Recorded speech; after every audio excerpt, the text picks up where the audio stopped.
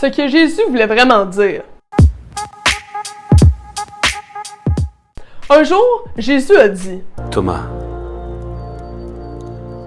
parce que tu m'as vu, tu as cru. Heureux ceux qui n'ont pas vu et qui ont cru. Bon, on s'entend que là, c'est beaucoup trop émotif. On va s'en tenir à la phrase elle-même qui est « Heureux ceux qui n'ont pas vu et qui ont cru ». Donc, en arrière de ça, il y a une phrase qui est extrêmement importante, qui est « Heureux ceux qui n'ont pas vu et qui ont cru ».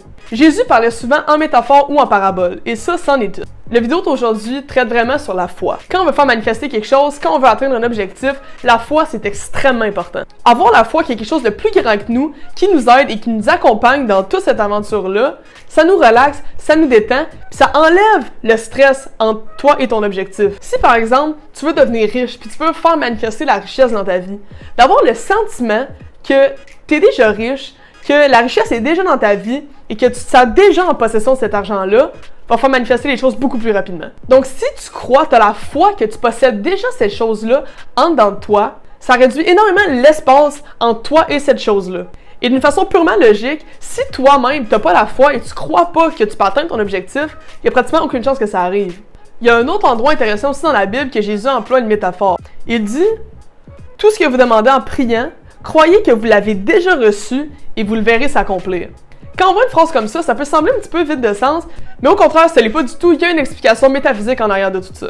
Donc la première condition sur laquelle Jésus insistait, c'était la foi. À maintes reprises dans la Bible, ça va être écrit « Il vous sera donné selon votre foi ». La foi dont parle la Bible, c'est une manière de penser, c'est une attitude d'esprit, c'est une certitude intérieure. La foi, c'est de savoir que l'idée qu'on accepte pleinement dans notre conscient va prendre corps dans notre subconscient pour ensuite se manifester. Parfois, la foi, c'est d'accepter pour vrai ce que votre raison et vos sens nient. La foi, c'est aussi de fermer la porte à l'esprit conscient, l'esprit analytique, rationnel, pour laisser place à une attitude de confiance en notre propre subconscient. Donc, ce que Jésus voulait vraiment dire quand il a dit « Parce que tu m'as vu, tu as cru. Heureux ceux qui n'ont pas vu et qui ont cru. » c'est que même si tu n'as pas vu la manifestation physique de ton désir ou de ton objectif ou de ce que tu veux atteindre en ce moment dans ta réalité, si tu y crois sans même l'avoir vu, ton désir va être accompli. Il y a aussi un côté spirituel aussi derrière cette phrase-là qui est de croire en fait à Dieu sans même l'avoir vu. Mais à mon avis, il y a aussi un côté très proche de nous qui est de comment atteindre son objectif plus rapidement et c'est vraiment avec la foi. Des fois, la foi va être un peu associée à la pensée magique. Dans le genre, moi je vais attendre de même, je vais rien faire, puis j'ai la foi, puis ça va se passer.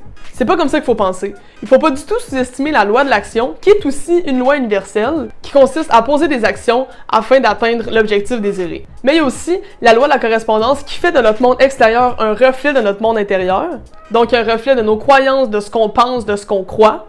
Donc si vous avez un rêve, un objectif à atteindre, peu importe, la foi, ça coûte rien, puis c'est extrêmement payant. Si vous avez la foi et que vous restez focusé sur votre objectif, il n'y a pratiquement aucune chance que vous n'arrivez pas à vos fins.